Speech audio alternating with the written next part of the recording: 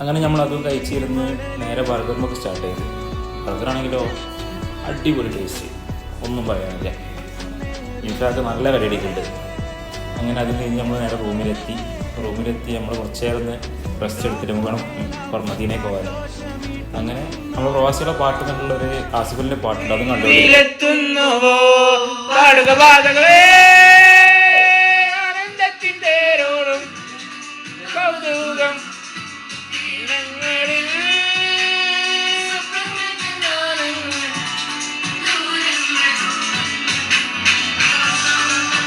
എന്താണ് എന്താണ്